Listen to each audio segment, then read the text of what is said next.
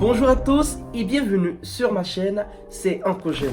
Alors aujourd'hui, on va parler de la tenue iconique de Olivier Yassé. Pour bien suivre cette vidéo, je vous invite à prendre un petit thé, à vous abonner à la chaîne et d'activer la cloche de notification. Alors maintenant, je vais vous expliquer toute l'histoire derrière la pièce d'art d'Olivier Yassé réalisée par La Falaise Dion, juste après le générique.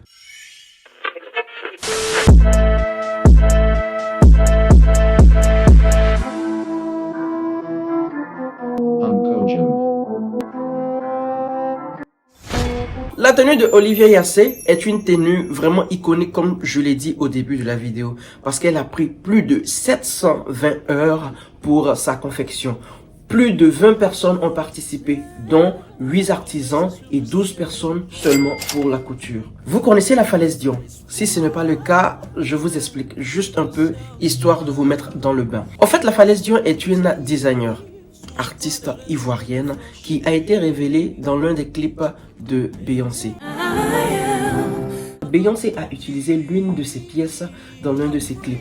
Et ça a fait boom. Et là, elle a surfé sur cette vague-là, histoire de se faire plus connaître. Alors, à l'occasion de Miss Monde, Olivier Yassé est rentré en contact avec La Falaise Dion.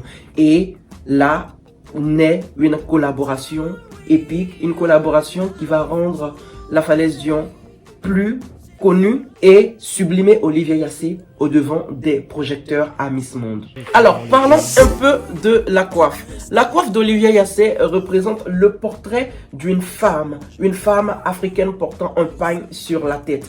Au fait, vous savez, dans nos cultures, c'est la représentation de la calebasse pleine d'eau des femmes revenant de la rivière.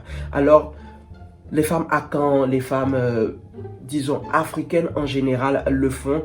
Mais ici, vu qu'on est en Côte d'Ivoire et que Olivier Yassé parle plus de la reine Ablapoku, on va dire les femmes Akan. La femme ici est source de force, source de travail acharné, symbolise la force dans la société. Parlant de force, nous tombons sur le kori. Le kori est quelque chose de vraiment très dur pour ceux qui ont déjà eu à le toucher, à essayer de le casser. Olivier Yassé a utilisé ce kori là parce que les koris représentent quelque chose de très fort. Les koris, eux, symbolisent la force de la femme, symbolisent la création et la protection. Ils sont entrelacés et courent tout le long du corps pour représenter les belles vagues et cascades de la Côte d'Ivoire. Vous remarquerez ces koris, histoire de faire un clin d'œil à la célébration du 60e anniversaire de l'indépendance de la Côte d'Ivoire. Et oui, avec les koris, elle a eu à faire une géométrie sacrée. Vu l'emplacement des koris et le choix de 6 koris pour faire cette forme, symbolise la fleur de la vie, une figure géométrique un peu utilisée dans les basiliques et dans les lieux sacrés. La fleur de vie est une rosace en fait, qui illustre la composition de tous les éléments présents sur Terre. On voit la disposition des koris sur le chapeau désigne une cascade. À la place de l'eau, on a mis des koris. Ceux-ci provenant de l'eau dont ils tirent leur force. Alors dans son ensemble, le chef-d'œuvre désigné par La Falaise Dion représente une femme battante, une femme pleine de puissance, une femme qui est le centre de la société, on va dire plutôt le pilier de la société.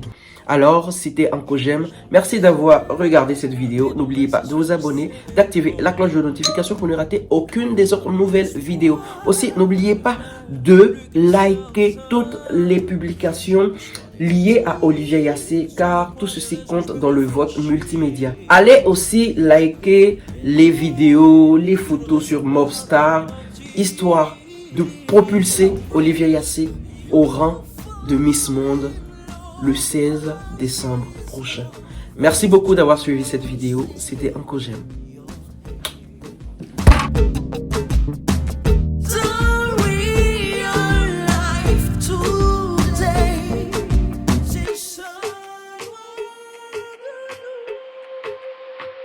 J'étais dans le dé.